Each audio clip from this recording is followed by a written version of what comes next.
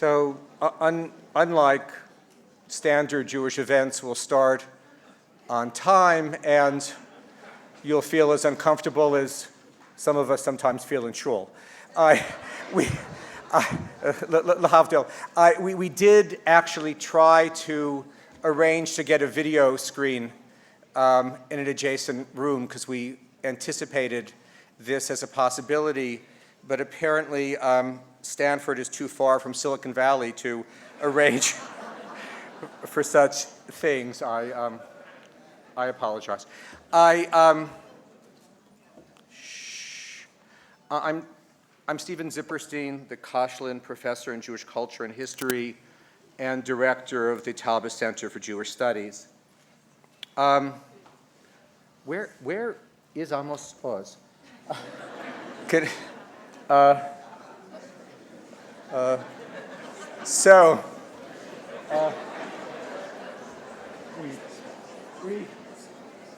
He is here. I walked in with him. But we just want to keep you guessing. Is he nearby? What? Maybe we'll yeah. What? That's good. Just bear with me for a moment. This is all improvisational for me too, frankly.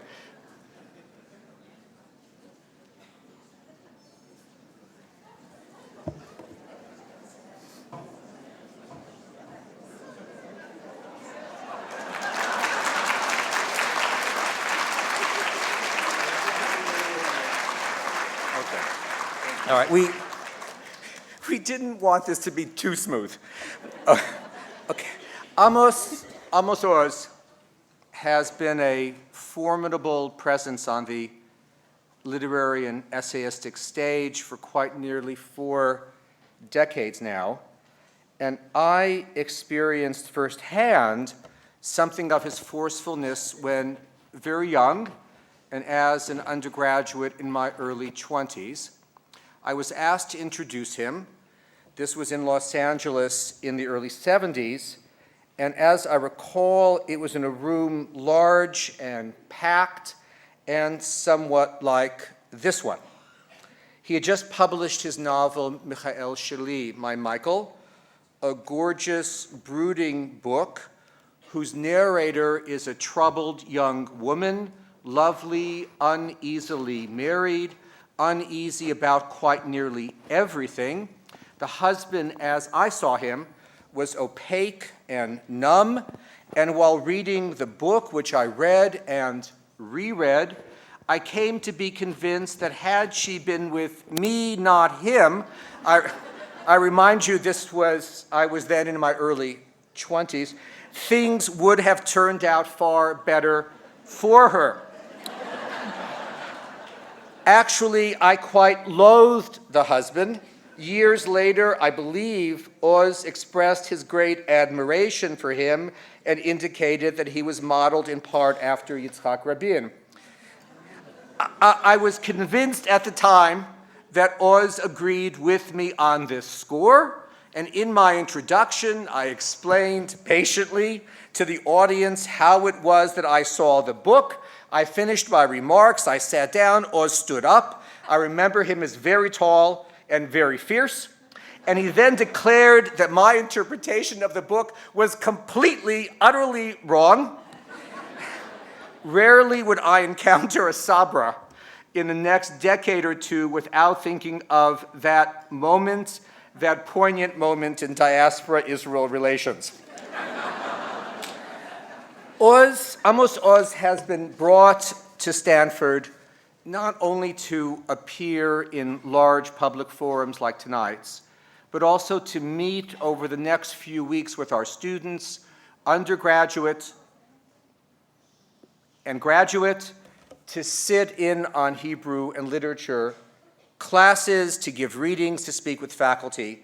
His visit is funded in large measure by the Division of Literatures, Cultures, and Languages, who appointed Amos Oz as our current writer-in-residence at Stanford, and I thank the head of the division, Roland Green, and the associate director, Ann Gelder, for their generosity, and their support.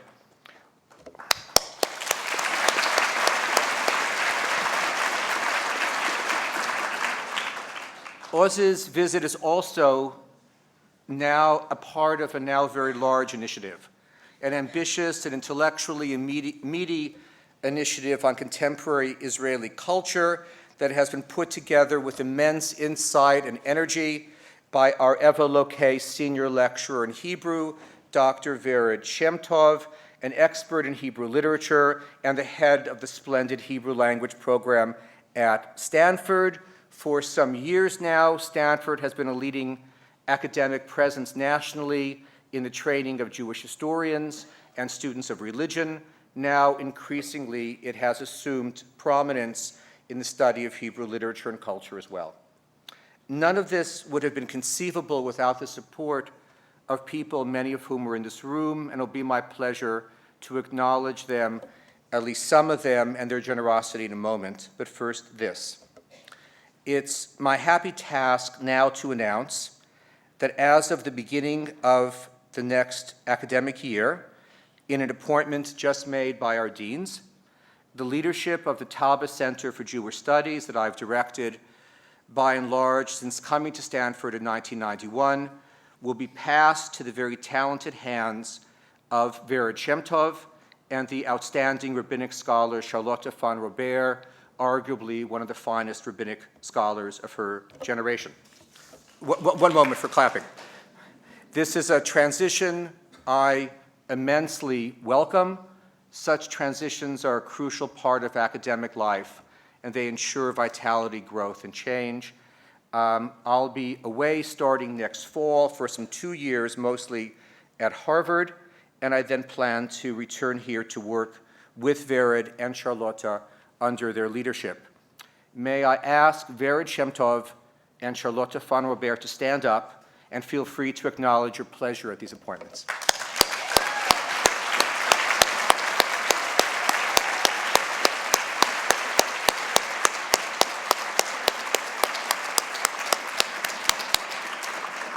May this be the year of many women leaders.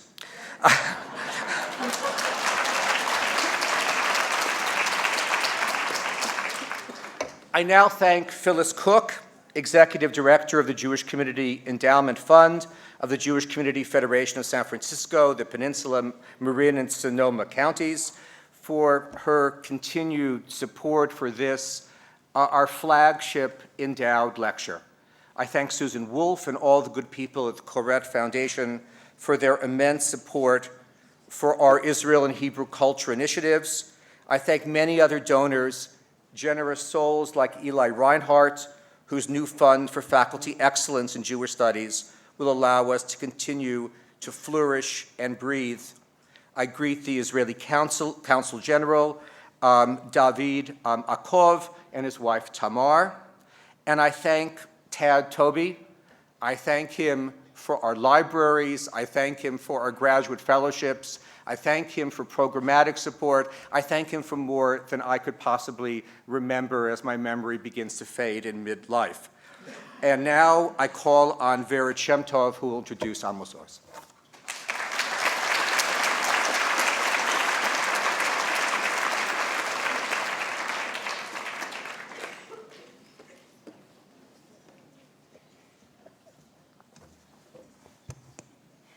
Good evening.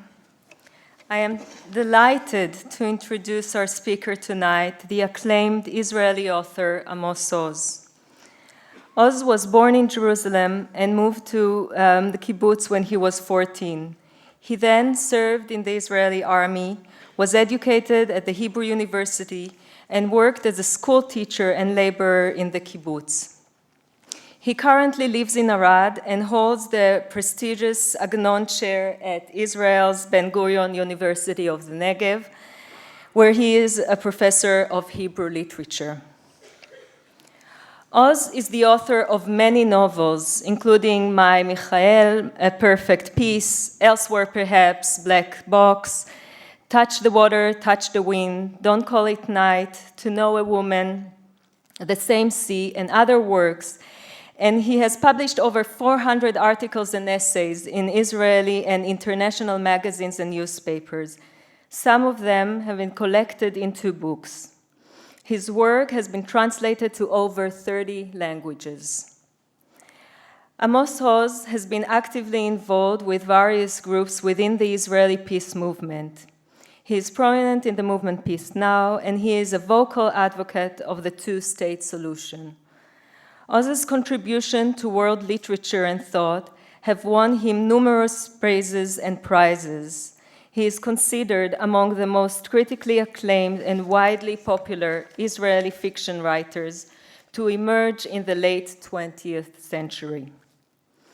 Among his awards are Officier des Arts Lettres in France, the Bialik Prize, the French Prix Féminin Étranger, the Frankfurt Peace Prize, the Israel Prize, the Goethe Prize, the Koret Award, and the German Corinne Prize for Lifetime Achievement.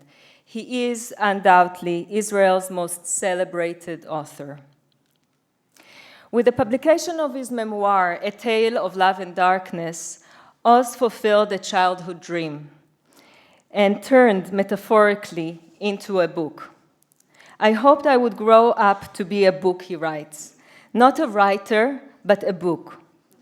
Oz's biography, or tale, turned his story into a living monument. It is one of the biggest bestsellers in the history of modern Hebrew literature, and a masterpiece that stands in the pantheon of world literature on the same shelf as the works of Dostoevsky, Tolstoy, Nabokov, and others.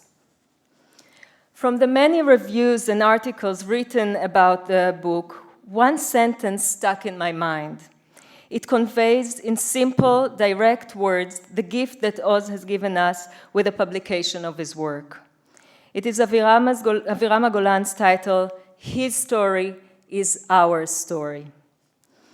A Tale of Love and Darkness follows the child Oz in the Jerusalem of the 1940s and 50s, in the shadow of the Holocaust and the fear of Arab attacks. It is a story of growing up, of moving away from the family and searching for an individual identity. His story is both a metaphor and a metonym for the Jewish story, and more specifically, the Israeli story of the time. Oz's childhood entwined with the birth of the new state. A Tale of Love and Darkness provided a space to speak about the story of the state. Post-Zionism and growing criticism in Israel and outside Israel has made many people uncomfortable with some older versions of the national narrative. Oz provided, as Anita Shapira argues, a post-Zionist voice by expressing the frustration and criticism, but at the same time compassion for a generation of victims, both Arabs and Jews. Milan Kundera wrote that every novel says to the reader, things are not as simple as you think. That is the novel's eternal truth, but it grows steadily harder to hear amid the din of easy, quick answers. This is definitely what A Tale of Love and Darkness in its 600 pages shows us about the Israeli narrative. Things are not as simple as you think. In addition to the intriguing relations between individual and collective narratives in the book, what makes this story our story is Oz's unique ability to describe the past in details. It is his focus on meaningful, intimate details and the elaborated sensual descriptions of the most trivial things which anchors this story in a very specific context, in a certain time and place, but at the same time, it is this zooming in that creates a lyrical abstraction that mirrors an internal world and allows those of us who are not part of Oz's generation and who did not grow up in Jerusalem or in Israel to identify with the nuances of human experiences, of longing and loss and death, the first love, and the daily difficulties of immigration, and the depths of love and darkness in the family. Finally, I would like to conclude with a personal note. What attracts me to Amos Oz's work is his language. Oz is a verbal musician. He learned it from Agnon and others, but he developed it much further. His artistic materials are the echo chamber of Hebrew literature, as well as the cacophony of voices and languages in Israeli society. His work captures not only the history and feelings and experiences of Israel, but also, to use Simos Haney's phrase, it captures the music of what happens. So I think I don't need to emphasize anymore how truly delighted I am to host him here at Stanford. Please help me welcome Stanford writer-in-residence, Amos Oz.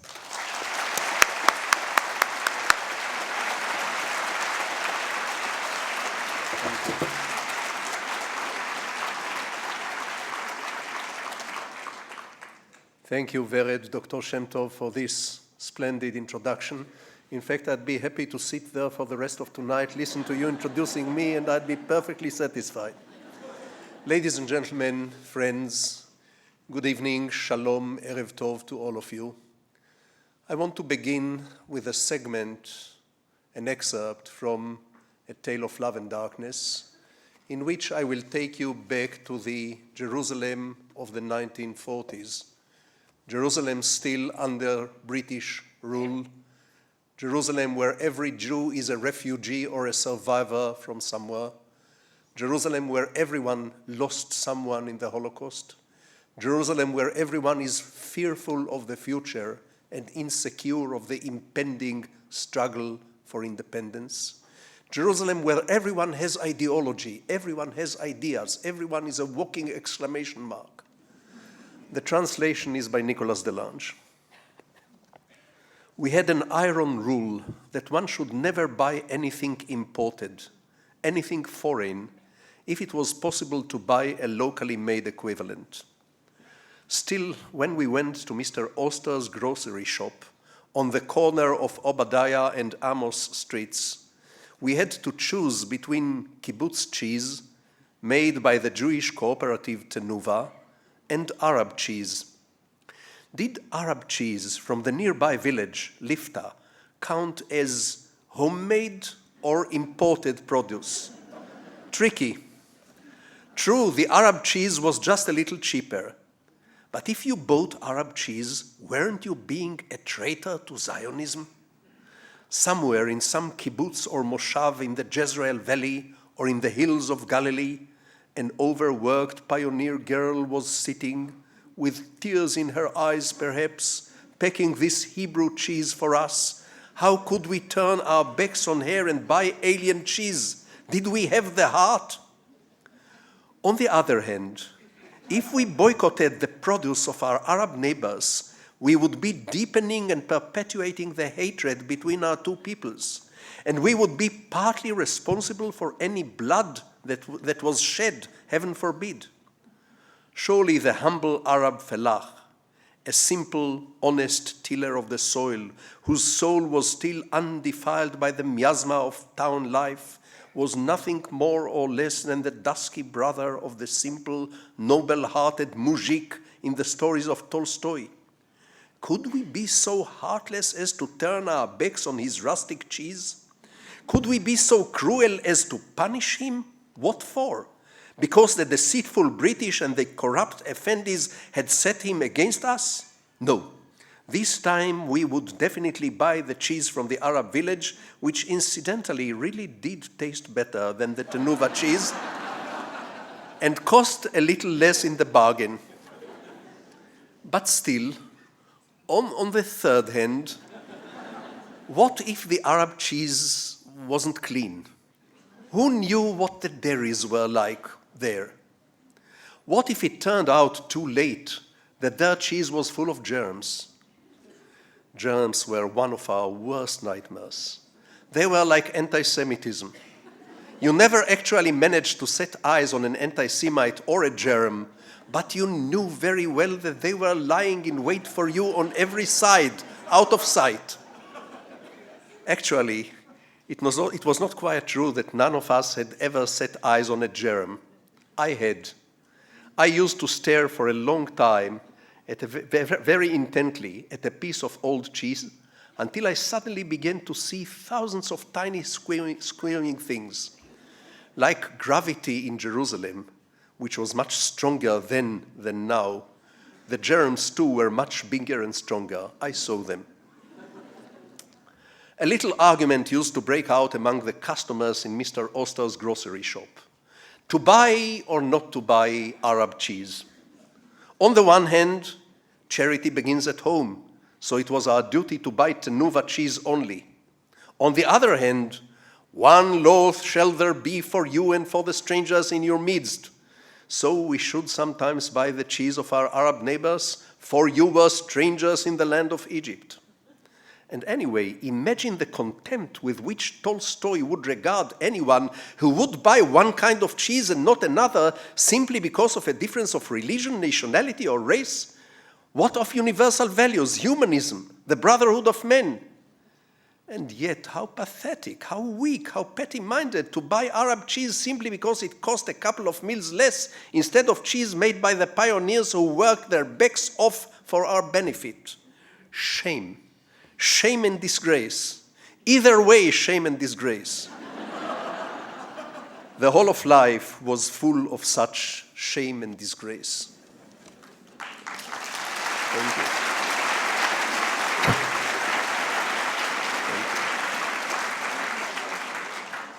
Ladies and gentlemen, Israel is a fulfillment of a dream. Perhaps it is a fulfillment of many dreams. As such, it is flawed by definition and has the sour taste of a disappointment. This is not about the nature of the state of Israel. This is about the nature of dreams. The only way in the world to keep a dream intact and perfect and rosy and undefiled is never to try to live it out. The moment you fulfill a dream, it's flawed. This is true of writing a novel. This is true of living out a sexual fantasy. This is true of planting a garden, and this is true of building a nation. Israel is a fulfillment of many dreams. In fact, a whole spectrum of dreams, visions, master plans, and blueprints. Let us look into some of those initial dreams, far away and moving and naive as they may look to us today.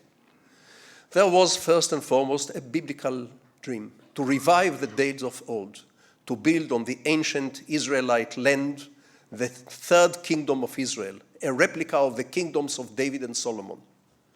But then there were other early Zionists who craved to create a replica of a Jewish East European shtetl, where people will eat bagel and lox and continue the traditional East European Jewish existence.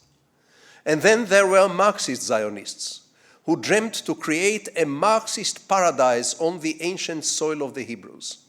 Those people, the founders of the Hashomer Hatzair Kibbutzim, they dreamt until as 1952, it's a dream they never put into words, but in my capacity as a storyteller, I will phrase their dream for them. Until as late as 1952, those people dreamt that one day Stalin himself will come for a visit in a kibbutz. And they will take Stalin for the grand tour and show him the chicken poultries and the cowsheds and the children's houses, and then drag Stalin to the communal dining hall for a lengthy all-night debate of Marxism, Leninism in juicy Russian, and they will teach him once and for all what Marxism, Leninism really means, because they knew better. I'm not being ironical. They really knew better than Stalin what Marxism, Leninism meant. And at the end of the night, so they fantasized, at the end of the night, they will have Stalin rise to his feet and say to them in juicy Russian, well, bloody Jews, I have to admit, you did socialism here better than we did in Russia, and then die of happiness. And next door to those Marxist Zionists, there lived the Central European ones, those whose dream was to create a replica of 19th century Austro-Hungary in the heart of the Middle East, with red-tiled roofs and peace and quiet between 2 and 4 in the afternoon, and people calling each other Herr Direktor, Frau Doktor, and a lot of good manners and Gemütlichkeit. And next door to theirs there lived the Tolstoyans, the founders of my own kibbutz, Hulda, who were, what were they really? They were semi-religious social anarchists. I know this sounds crazy, but that's as close as I can render their convictions and faiths. They believed in turning the country not into a state and not into a nation. They didn't care very much for states and for nations. They wanted the country to become a loose federation of rural communities where people will have a non-synagogal religious experience, not through the synagogue, but through toiling on the land, living simply and sharing everything. Semi-religious social anarchists, Tolstoyans. And next door to those, but let me not get carried away, as I could easily spend the rest of tonight or write a trilogy, which I still threaten to do, about all those initial dreams and fantasies. Now, some of these dreams are partly fulfilled. Some of these dreams forgotten, some vanished, some turned into nightmares. My tale of love and darkness is a family history which reflects some of these initial dreams and the sadness of the morning after. We used to have in the neighborhood of Kerem Avraham, where I was born and grew up in Jerusalem, we used to have a postman, Mr. Maluach by name. This Mr. Maluach had a funny habit. On the outside of the envelopes of the letters he put in our letter boxes, he would write his own letters to us. He never opened a letter, but on the outside he would sometimes write, "You should never trust the British, they are not trustworthy." Or sometimes he will write, "You are much too permissive with your children, you are not doing them a favor." Or sometimes simply, "Your washing has been hanging on the line for 3 days and the pigeons." Ladies and gentlemen, during the years of writing A Tale of Love and Darkness, I likened myself very often to this Mr. Maluach. I felt as if I was carrying a letter from my parents to my children who did not know my parents, from my grandparents to my grandchildren, perhaps from 1 or 2 earlier generations to 1 or 2 generations to come. And in the meantime, on the outside of the envelope, I am writing some of my own story, which is why I don't like A Tale of Love and Darkness to be called an autobiography. I am not even the protagonist of this book. My parents are the protagonists of this book. I am just a supporting character there. I don't even like it to be defined a memoir, although I know it's on the jacket of the American edition due to some restrictions of the Library of Congress and regulations of librarians. I didn't want this subtitle memory on the jacket, and it's not on the Hebrew edition. In the Hebrew edition, the definition is in the title, A Tale of Love and Darkness. A tale is good enough a definition. A tale is older than the novel. A tale is older than a memoir. A tale is older than autobiography. A tale is older than everything, except for poetry, perhaps. Perhaps not. So I wrote a tale, and in this tale I wanted to convey the story of the disintegrating of one family, my family, against the background of Jerusalem in the 1940s and 1950s. An heroic epoch, which A Tale of Love and Darkness presents as a time of shabbiness and disillusionment, and yet as an anti-heroic, heroic epoch.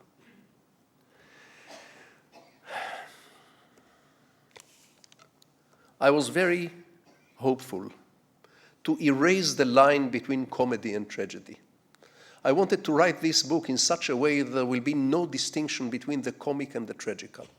Not to write it in such a way that some pages will be funny and other pages heartbreaking, but I wanted the same episodes to be both.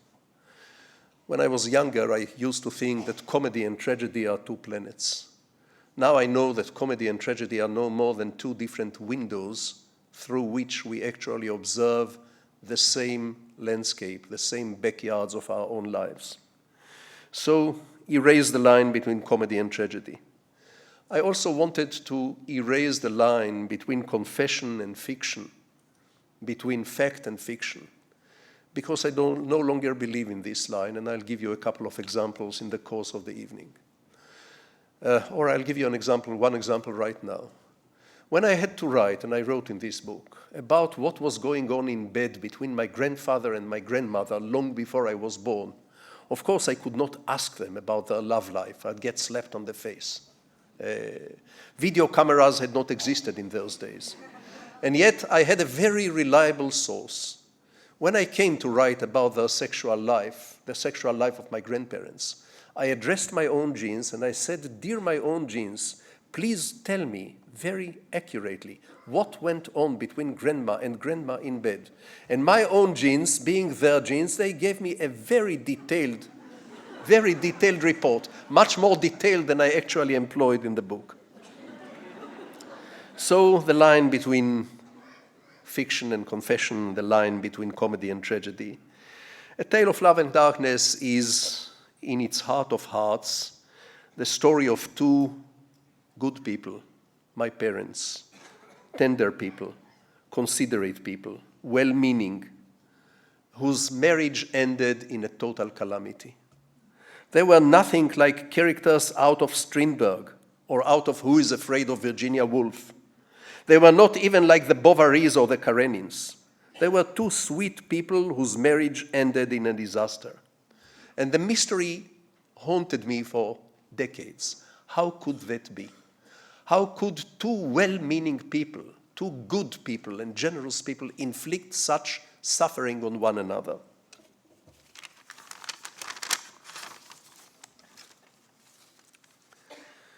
I have to confess that in the course of work on A Tale of Love and Darkness, I lost interest in the question who was the bad guy and who was the good guy completely.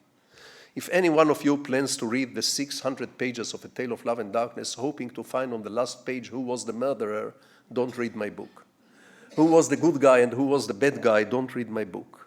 I lost interest. Instead, I found myself immensely preoccupied with tastes and colors and smells and kinds of foods and idioms and expressions and furnitures, everything that populated life 50, 60 years ago.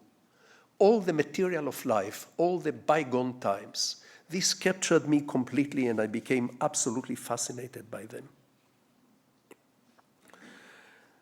I could write A Tale of Love and Darkness only after my anger subsided. For many years, for decades, I was hugely angry with everybody. I was angry with my mother for killing herself when I was 12. I couldn't forgive her. I treated her as if she defected us, as if she ran off with a man without leaving us a note. How could she do such a thing? How could she walk away on a good and generous and devoted man like my father and on a wunderkind like myself? I was angry with my father. "You idiot, how could you lose such a wonderful woman? There must be something terribly wrong with you if she left you the way she did." And I was angry with myself. If I would only make my homework properly, if I would only take the garbage out in time, if I would only wash behind my ears as she told me to do without cheating, she would still be there. So for many years, there was anger and forgetfulness and censorship. I did not discuss my former family with my new family, with my wife and children. I did not discuss them with my friends. I did not discuss them with anyone. But in the course of years, anger gave way to curiosity. And I actually wrote A Tale of Love and Darkness when I got to be the age when I could be my parents' parent, or they could be my kids. I could write this novel with empathy and humor and compassion and sadness and irony and curiosity. Now, this is very much the story of poor immigrants, perhaps the universal story of poor immigrants. You know, they leave behind the old country, vowing to forget it and to erase it and to turn their backs on it once and for all, but they can't. The old country haunts the immigrants, always. Sentiments, memories, melodies, landscapes, longings. And they vow to become part of the new country, and they don't quite succeed because the new country is not as wonderful as it promised to be, and the promised land is not as promised and not as full of milk and honey as it promised to be before they set foot in it. And in the course of time, the immigrants discover that they will not fulfill their ambitions and their aspirations, and they start putting the yoke of the ambition and the aspiration on the shoulders of the next generation. And thus, the immigrant's family becomes a kind of Cape Canaveral, and the poor immigrant child becomes the missile, the rocket, which is fueled and pumped into in order to one day carry the family hopes and ambitions skywards. There was an old mayor in Jerusalem. I'm digressing just for a moment. I'm a notorious digressor, but I promise you I'll come back to the point, and even the digression might be to the point. There was an old mayor in Israel, the mayor of Ramat Gan, Mr. Krinitzi. He died 40 or 50 years ago. And on one particular festival in Israel, the tree planting festival of Tu B'Shvat, he was standing holding a tree sapling, a plant, in his hand, and in front of him, 10,000 kindergarten kids, kindergarten toddlers, each one of them holding a sapling. And they are all going to plant the saplings, and the mayor has to make a speech to those toddlers. Now, this is very hard for a politician to make a speech to toddlers. What do you say to them? In my next term in office, I will fulfill all the promises I haven't fulfilled in this one. What do you say? I had coalition difficulties which blocked me from keeping my words. What do you say? So from the depth of his soul, and in a heavy Russian accent, came the unforgettable following one-sentence speech. He said, "Dear children, you are the trees and we are the manure."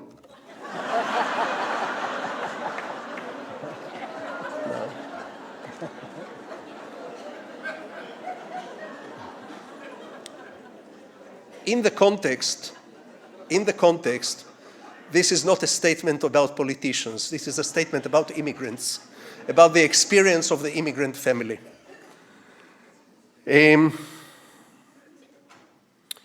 We were out of the way. We were out of the way for some reasons which I did understand as a little boy, and for many reasons which I did not understand. We were out of the way because my parents, my folks, were European people who were exiled from Europe by a kick in the ass, by force.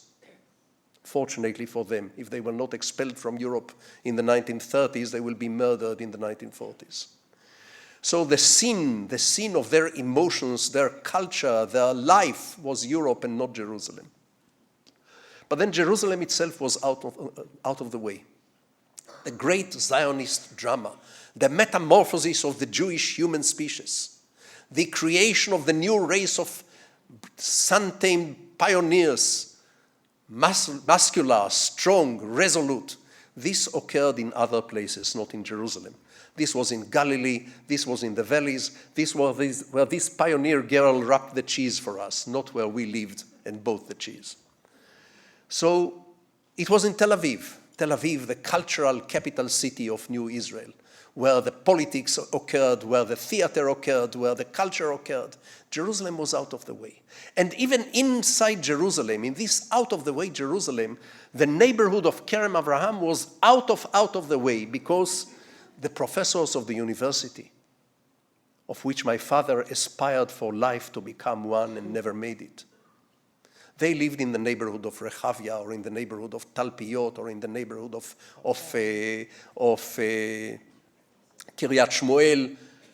Kerem Avraham was a lower middle-class shtetl, and they were out of the way. I remember my parents and I taking the Shabbat walk sometimes to the neighborhood of Rehavia to see the galleries through the windows and hear the sounds of the piano played in the apartments, and we would walk in the streets for an hour or two and then face down to the pavement, walk back to our little basement apartment in Kerem Avraham.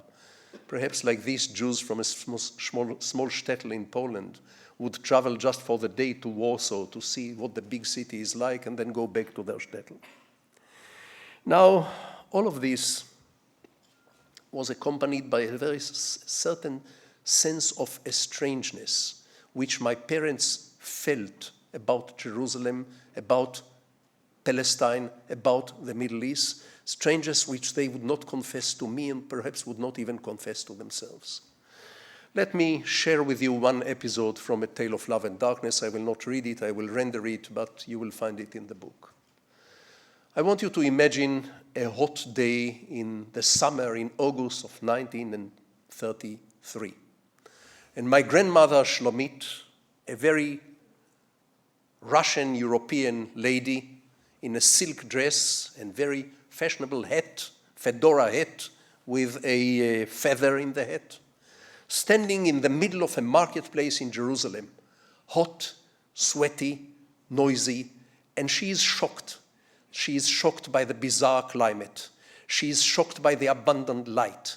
She is shocked by the terrible smells of unknown ingredients and kinds of food, and the donkeys and the horses and the dusk and the guttural language of the tradesmen. See, she is so shocked that she utters her verdict on Jerusalem by saying, "The Levant is full of microbes." This remained my grandmother Shlomit verdict and working motto for the 30 years of her life in Jerusalem. She was for life crusading against germs and microbes. I can testify. I remember walking with Grandma Shlomit in the streets in Jerusalem, and we saw the germs and the microbes running away from her to the other side of the street. They were afraid of her. She was in the habit of boiling everything. She would boil the vegetables. She would boil the fruit. She would boil the dishes before and after each meal. And she would boil herself almost 3 times a day by taking 3 very hot baths every single day of her life in the Middle East, summer and winter, for fear of germs. Now, when my grandmother Shlomit got to be well over 80 and with a serious heart condition, her doctor said to her, "Dear lady, if you intend to go on taking 3 very hot baths every single day, I am not responsible for what might happen." She considered his words, but she was more afraid of the germs than she was afraid of her heart condition and of her doctor. And she died in the bathtub. Now, in her birth certificate, which I haven't seen, it probably says that the cause of death is a heart attack. And this is a fact. I don't challenge facts. But I claim that my grandmother actually died not of a heart attack, but of cleanliness. The cleanliness killed her. And even this is not the ultimate reason. She died of cleanliness. She also died of her fear of the Orient, of her fear of the Middle East. And I'm going to dig a layer below this and to tell you that deep down underneath her fear of the Middle East, there might have been a level of attraction, of secret fascination with the Middle East. And she wore her cleanliness as a chastity belt around her body to defend herself from her fascination with the Middle East.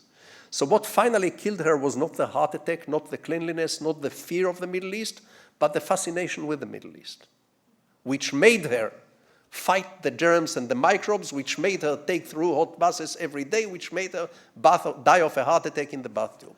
I'm going to take it a step further if you'll be patient with me. And I'll tell you that what really killed my grandmother was not even her secret fascination with the Middle East, but her fear of her secret fascination with the Middle East. Her fear of her fascination with the Middle East, which made her wear her cleanliness like a chastity belt around herself, take 3 very hot baths every day, and die in the bathtub of a heart attack. One last step. I promise you this is not going to go on for the rest of the night. One more step and that's it. I think what ultimately killed her, that's the end of it, I promise. What ultimately killed my grandmother was her anger with herself for being afraid of her own fascination with the Middle East, which made her take 3 very hot baths every day and die of a heart attack in the bathtub. Ladies and gentlemen, comedy or tragedy, fiction or documentation, does it matter?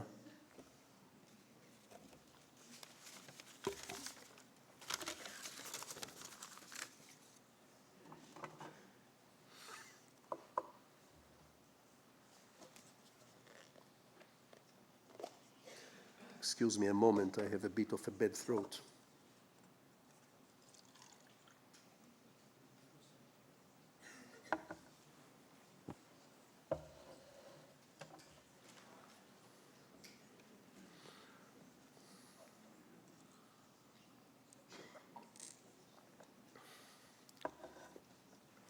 Now, another subject which fascinated me during the writing of A Tale of Love and Darkness, and which is very much the subject of A Tale of Love and Darkness, is the secret love, the unrequited love of my parents for Europe. They loved Europe.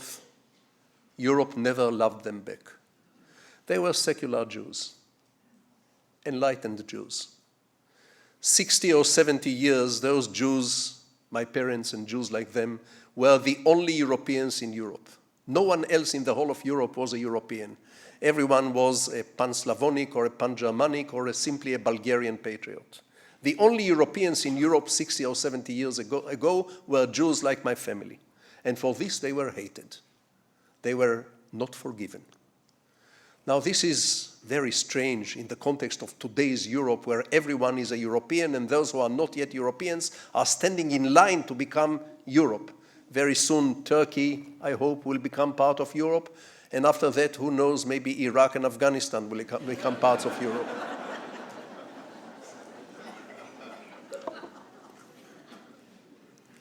But for being Europeans, my parents were labeled cosmopolitans, parasites, rootless intellectuals.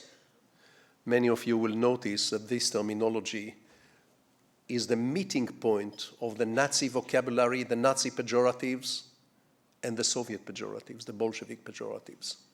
Parasites, rootless intellectuals, cosmopolitans, my parents, the lovers of Europe. Oh, they loved everything about Europe. They did not love any country in particular. They did not regard themselves as Polish or Russian or Ukrainian or Lithuanian patriots, not at all. They were European patriots. They loved European landscapes, and they loved European memories, and they loved European culture and history and literature and the arts. They loved the village and the piazza, and they loved the medieval alleyways and the towns and the forests and the rivers and the meadows and the snows of field. They loved everything, and above all, of course, the music. Oh God, how they loved the music, how they craved for the music. We lived in a basement of an apartment, a submarine really, about half the size of the stage here. It was 2 cubicles, filled with books, 7,000 volumes in some 17 different languages.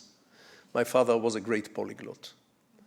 But among all those books, there was room enough for 2 inexpensive landscapes. One was a landscape of a river and a forest, and the other one was a snow-capped mountain, not Israeli landscapes. Yes, my father used to joke in his unfunny way. He used to say in Czechoslovakia there are 3 nationalities. There are Czechs, there are Slovaks, and there are Czechoslovaks, which are us, the Jews. In Yugoslavia, 9 nationalities. There are Serbs and Montenegrians and Croats and Slovenians and so on, but there are also Yugoslavs, ourselves, the Jews. In the Soviet Union, by Stalin, 60-something nationalities, he knew them all by heart. 60-something nationalities, but there is also the Soviet nation, which are us, the Jews. How much pain and bitterness and unrequited love lurked behind this joke I did not understand as a boy, but I think I understand today. Yes, the walls in Europe were covered in graffitis 60 or 70 years ago, covered with graffitis, "Little Jews go back to Palestine." The same walls in the same Europe today carry the graffitis, "Jews get out of Palestine." Speaking about ironies. Yes, my father could read 16 or 17 languages. He spoke 11 languages, all of them in a heavy Russian accent. He was in comparative literature, that was his field. But he never could find himself a teaching position simply because in his day there were many more professors of comparative literature in Jerusalem than students. Everyone was a professor of comparative literature, or just about everyone. And many of those professors came from better universities, from German universities. He came from a Polish university. So he stood no chance. He spent his life as a librarian in Jerusalem. I remember him even speaking Arabic with a heavy Russian accent.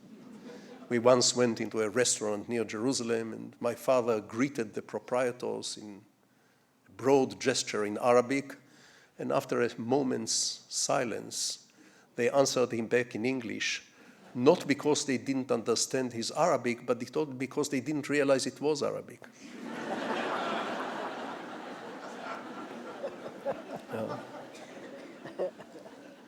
At home, my parents used to speak between them Russian and Polish for me not to understand. And 90% of the time they wanted me not to understand what they were talking about, not because they were talking about sex, but because they were talking about horrors, about what was befalling to their families in Europe in the 40s, and what might be falling in our part in Jerusalem in the near future. So they spoke between them Russian and Polish for me not to understand. They read books in German, French, and English for culture.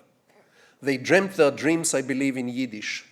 But me, they insisted on teaching one and only language, Hebrew and no other, not for chauvinism, but for my own safety. They were afraid in the 1940s that if I had even one European language, I will eventually be seduced by the deadly charms of Europe. I'll go to Europe and catch my death. So for my safety, they wanted me to know Hebrew and no other language. And so it happened that the first foreign words I ever learned to pronounce, except for yes and no, were the English words "British go home," which is what we Jerusalem Jewish kids used to shout as we were throwing stones at the British patrols in Jerusalem in the original Intifada, the Jewish Intifada against the British in 1946-47. Yes, Europe, which shed more innocent blood than all four other continents put together. Europe that shed more innocent blood, its own blood and others' blood, than all others, kicked my parents out, fortunately for them. They were lucky to be kicked out. They were actually not the people who drowned with the Titanic Europe in the 1940s. They were the people who were thrown off the decks of the Titanic into the cold, frozen, dark night when all the ship was still ablaze and the partying was going on and the dining and the dancing and the music and the good life was going on all boards of the Titanic. Music composed partly by Jews, dining and wining to a cultural menu created partly by Jews. They were thrown out, fortunately for them, but nonetheless, the humiliation, the pain, the insult, which they brought to them to Jerusalem and tried to disguise and never shared with me, because you then don't tell your child about a lover who kicked you out with a disgust. Yes, they were not quick to come to Jerusalem. When anti-Semitism in Poland became unbearable in the early 30s, became violent in the early 30s, my Zionist grandfather applied for French citizenship. The answer was no. He applied for some Scandinavian citizenship. The answer was no. He wanted to become British. The answer was no. He wanted to become American. The answer was you have to wait 17 years, and they had no 17 years to wait in the Europe of 1932. He was even crazy enough to apply for a German citizenship a few months before Hitler came to power in Germany and was turned down, and I'm eternally grateful to the Germans for turning him down, or else I won't be here today. So finally, then, and sadly, they came to Jerusalem, and they came to Jerusalem as a life raft. You know, when people ask me today, was Israel a good idea after all? Bearing in mind the suffering and the bloodshed, the tragedy of the Palestinians, the tragedy of the Israelis, the threat to world peace, was Israel a good idea? I can't help saying to myself, those people don't really know what they are talking about. There were no alternatives. Nobody wanted the Jews at that time. There was nowhere to go. All the doors were closed in their face. The official policy of countries like Switzerland and Canada about Jewish immigration was none is too many. The Prime Minister of Australia, who was a little more sophisticated in the 30s, put it differently. He said, we in Australia despise anti-Semitism and we don't have anti-Semitism. That's why we are not letting the Jews in. We don't want to import anti-Semitism to Australia. So it's not as if my parents and my grandparents went to a travel agency in 1933 and made the wrong pick. They should have opted for the French Riviera instead of troublesome Palestine. There was no choice, and Palestine was a life raft for 500,000 European Jews. And later on for hundreds of thousands of Oriental Sephardi Jews who were kicked out from the Arab countries and who have the same feelings of unrequited love and of disappointed fascination with Morocco or with Baghdad or with Damascus or with Alexandria.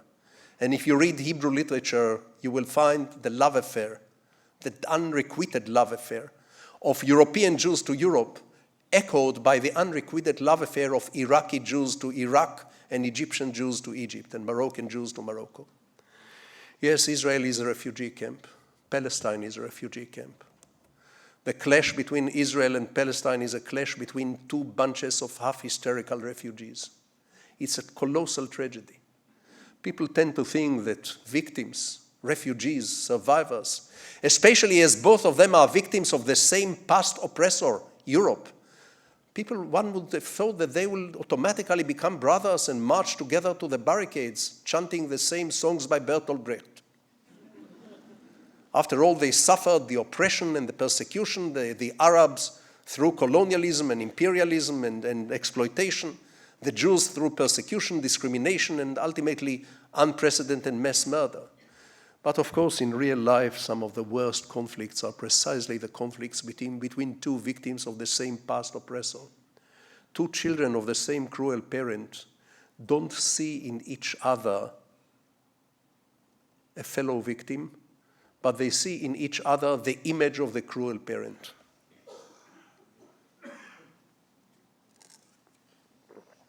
This is exactly the case between Israelis and Arabs. We Israelis look at the Arabs. We don't see them as fellow victims of Europe. We see them as Cossacks and pogrom makers and Nazis who wrap themselves in kafiyas and grew mustaches, but they are in the same old game of cutting Jewish throats for fun, and we know those anti-Semites and Jew haters.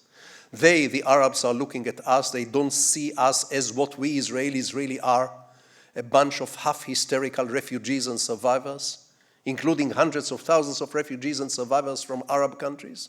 No, they see us as an extension of the white, oppressing, sophisticated Europe, who returned to the East once again, this time disguised as Zionism, in order to oppress and to suppress and to exploit and to dominate. Anyway, to come back to the point.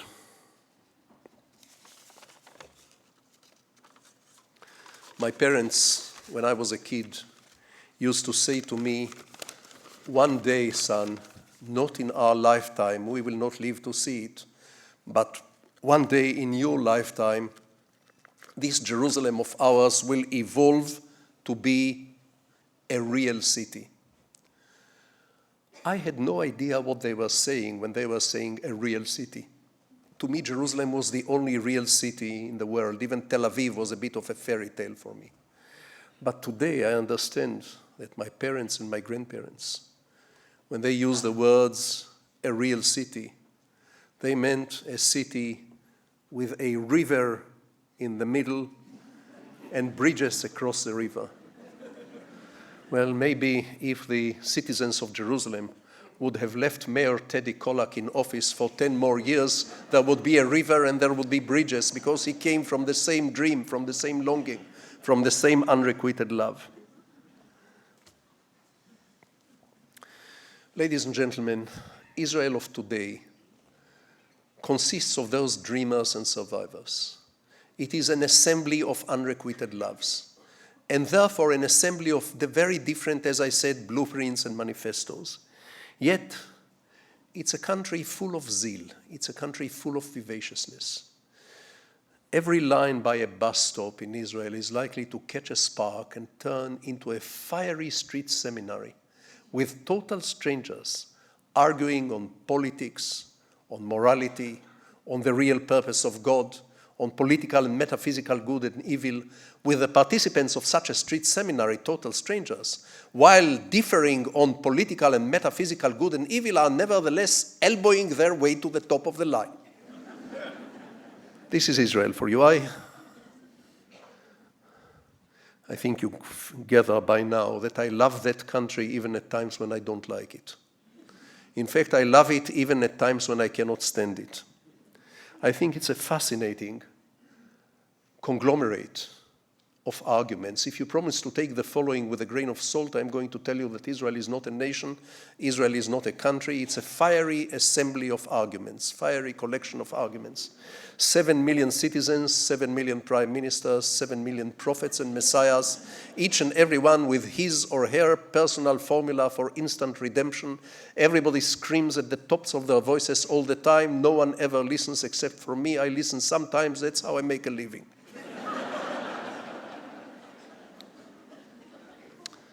Let me conclude by telling you the following. This diversity is awesome and marvelous. This diversity strikes the outsider as the weakness of Israel. It's not the weakness of Israel, it's the strength of Israel. It's not for nothing, ladies and gentlemen, that the Jews never had a pope, nor could they have one. If anyone ever called himself or herself the Pope of the Jews, everybody will approach, slapping this Pope right on the back, saying, "Hi, Pope, you don't know me and I don't know you, but my grandfather and your uncle used to do business together back in Minsk or back in Casablanca, and therefore you be quiet for just 5 minutes and let me tell you once and for all what is it that God really wants of us." Now, this is very right, because the legitimacy of everyone to interpret what God really wants of us has very deep roots in the Jewish heritage. There is a certain anarchistic gene in our civilization. It's a collection of arguments, an everlasting game of interpretations, counter-interpretations, reinterpretations. This awesome diversity, this unruly orchestra which is Israel, is what I tried to capture and describe as the background of my family story in A Tale of Love and Darkness. And I thank you all for your patience and your tolerance. Thank you very much.